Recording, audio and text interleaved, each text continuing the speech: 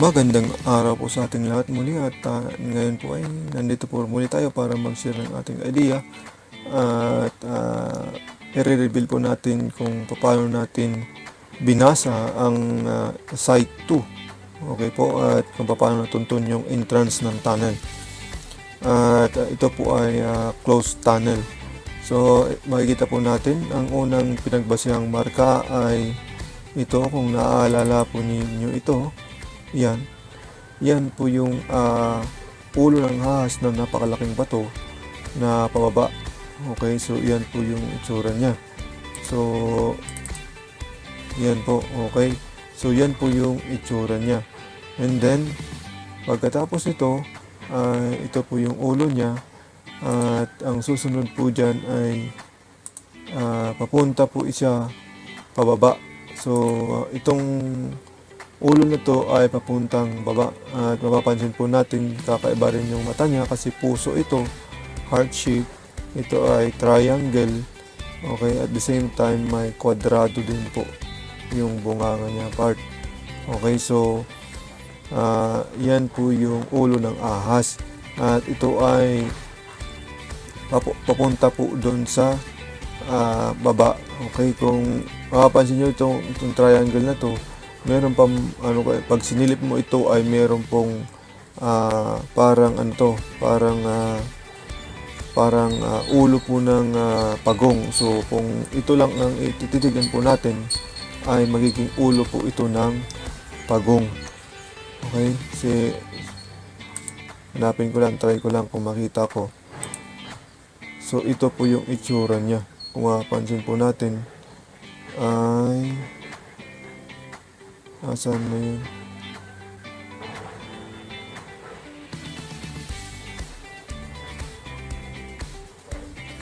Sandali lang.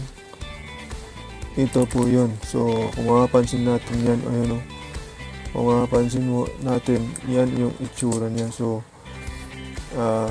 meron siyang mata. Ito po ay, kung titignan niyo po natin, ay isang pagong na nakatago yung ulo. So iba pa po ang meaning nito. So pagka nasa loob ng ulo yung nasa loob yung pagong, ang ibig sabihin niya ay treasure under. So ibig sabihin may treasure under po. Pero ang ibig niyan sabihin po dito ay hindi porke treasure under sa baba mismo ng bato na to. Ibig sabihin under nito. So marami kasing under nito eh. Diba? Pero nasa paligid lang po ng maaari yung batong mismong ito or sa paligid po niya. Okay, balik tayo dun sa ating pinag-uusapan na ito po ay ito po yung papunta sa ito po yung going down. Tinuro ko sa mga isang video po natin at papunta dun sa isang bato. At ang batong ito ay ang tinuturo niya ay ito pong bato. So ipakita po natin. Yan. Ito pong bato na yan. Okay. Buksan natin sa ibang application. Yan. So ito po yung bato na to. Okay. So yan po yan. So yan po yung bato na yan at makikita natin dyan maraming mga marker ang makikita po natin dyan. So isa-isahin po natin. Ang una kong makikita dyan ay meron yung X. Ito po yung X. So ganito po ako magbasa. Ito ay abstract po.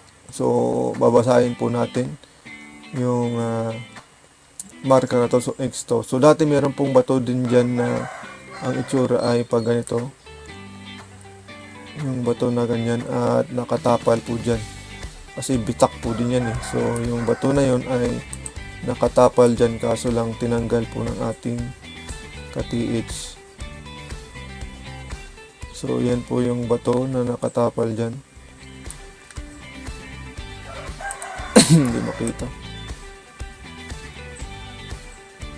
So yan din po yung bato na nakapatapal dyan. at may bitak na sa gitna, kaya nga nagkorting X siya. So ibig sabihin treasure on the spot, or ang ibig sabihin din po niyan ay gold sign. So yan po ay nagpapakita na may treasure po sa paligid.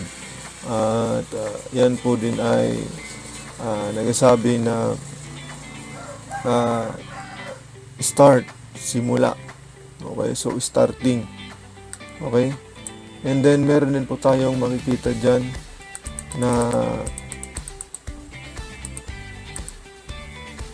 arrowhead. Ito rin po yung isang arrowhead. Yan. So meron po siyang tinuturo sa side na to. Sa side na to. So papunta po doon sa side na to. So meron siyang tinuturo at isang bato rin po yan. Na ang tinuturo niya po ay ito. Yan pong bato na yan.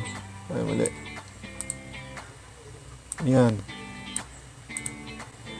So ito po yun. Yan po. Okay. So yan po yung batong tinuturo niya. And then pagkatapos po niyan ng marker na yan ay pointer po ito na tinuturo yung bato na yon. And then meron pa tayong mga marker na iba rito. Meron din tayong mapapansin nyo yung M na yan. So ganito po ako magbasa. Nasa inyo na po kung maniniwala kayo o hindi. So letter M. Mas malinaw po yan pagka nasa part ka ng nandito ka sa side na to. So letter M po yan. So pag nasa side ka na dito, makikita mo yung letter M talaga. So ang ibig sabihin po niyan ay nagbibigay siya ng sukat na 50 yards or 50 meters. So yan po yung sabi ng M na yan. Okay, and then meron din tayong nakikita dyan na ito. Makikita na natin meron din siyang nguso na parang akala mo hayop siyang nakaturo sa baba. So hindi natin alam kung ano, hindi ko ma-view ito, basta meron siyang parang part ng animal na nagtuturo at going down. So papunta doon sa baba. Okay, isa rin yan. So animal pointer po.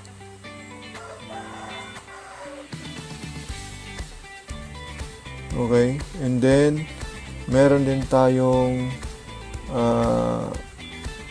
buksan po natin yung isang mas malinaw.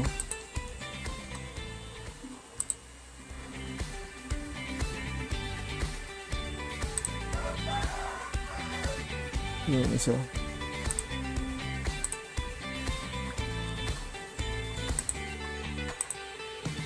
Itong isa sa nakaharap. Yan. Okay, so sabi ko ito yung M. So ito yung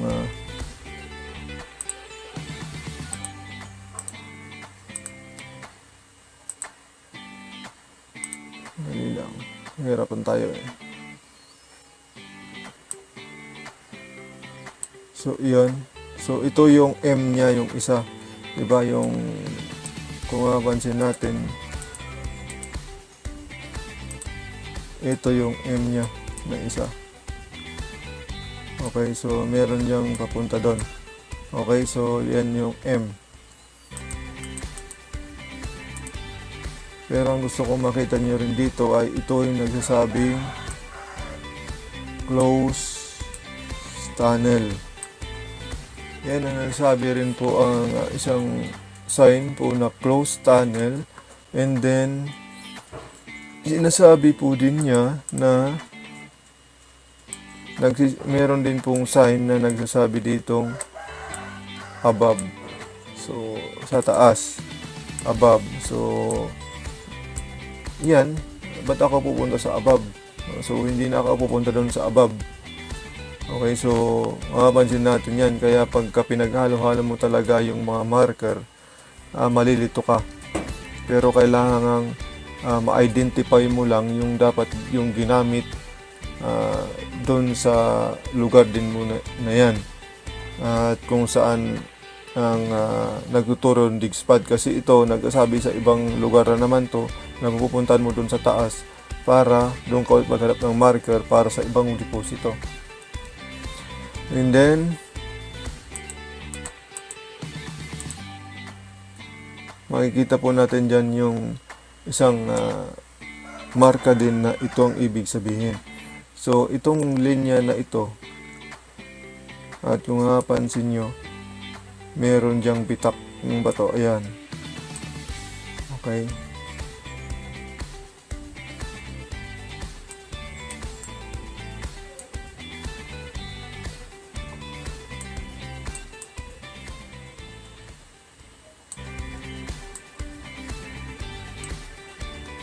And then meron tayong nakaguhit na ganon.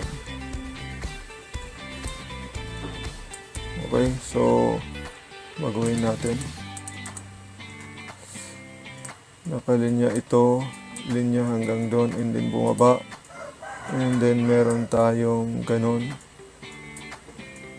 And then meron din tayong ganon. So, ang ibig sabihin po niyan ay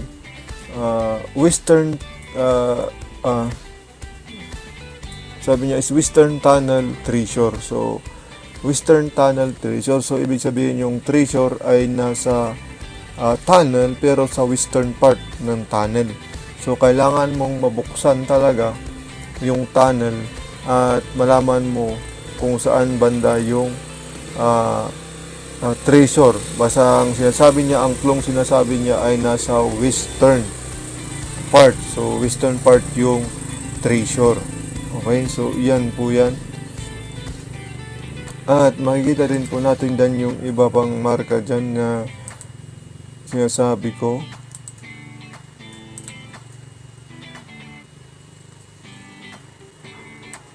So, ito rin.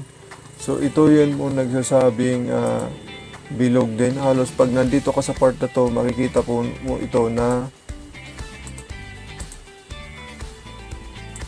halos pabilog po yung itsura niya. Yan, halos pabilog po yung itsura nitong nandito sa side na to. Pag nandito ka sa part na to. So, ibig sabihin yan po yan ay end of the sign. So, end of the sign, ibig sabihin nandito na lahat ng sign na kailanganan mo at hindi ka na mag-travel papuntang baba pa ng bundok. Okay, so mag-focus ka na lang doon sa sign na nandito. And then ang likod po nito ay makikita din natin na ganito po ang itsura.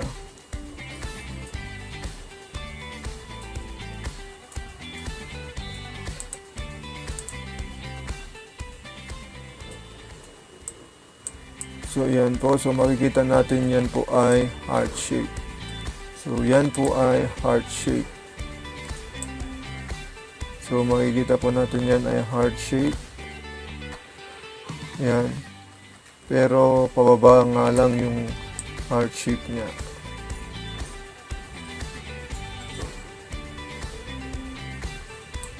So, hindi diretso na heart shape to kasi ito natabas yan. Kaya parang piko yung tawag ito. Parang tapjas ito kaya yung pointing niya pumunta doon sa baba. So, yan po yung itsura niya. So, ang sinasabi niya rin po ay pababa yung may tunnel dito sa baba, okay? So, and then, so, mapapansin natin, so, ito naman yung sinasabi kong end of the sign na pabilog. Okay, pabilog po yan. Okay, and then, so, ngayon, ang nangyari, ang ginawa dito ay, nung nakita itong pointer kasi, ito pa yung isang clue kasi, yung makikita mo na lang, ito yung ulo na may clue po natin na going down. So, ulo ng hayop, hindi ko na, parang snail naman yan. Basta yun ang itsura, basta ito'y papuntang pababa. So, yan po yung dig spot po natin. At at the same time, meron pang nagko-confirm kung wari naligaw ka ito. Itong araw na to na itinuturo yung tinuturo itong tinuturo itong bato na ito ay nagsasabi naman na ito ay pumunta ka doon sa pointing base. So balik ka doon sa nagtuturo ng yung pointer, doon sa pointer, sa base ng pointer. So ibig sabihin, pinapabalik po tayo dito sa pinapabalik po tayo dito. Okay? So ito yung pointer, ito yung pointer. Saan ang base ng pointer? Anong base ng pointer? So ito yung base ng pointer. So pinaka-base ng pointer ay dito. So ibig sabihin, binabalik ka, ibig sabihin may hindi ka nabasa. So yan, hanggang sa mabasa mo na nga at dito ka na magdidig. So sa baba po nito, yan po yung hukay. Yan po yung hukay na tama. Okay po. So ito na yung sample ng ito na yung kasi simulang hukay. Yung una po dyan ay mayroong boulders na nakaharang po dyan. So binasag talaga, kailangang basagin. May boulders po siya na kakaibang boulders kasi ito po yung boulders na maraming naka-insert na bato. So hindi katulad ng mga to, ng side nito, hindi, magkaiba po. So yung boulders na yan ay yun yung mga batong ang daming naka-insert. Okay? Madaming mga matitigas na batong inserted. So binasag lang yon. At makikita po din natin dyan na meron siyang nakasalansan. So ibig sabihin po yan na bato na nagpatong-patong na yan ay going down. Okay po, so yan lang po ang ating ma-share ngayon.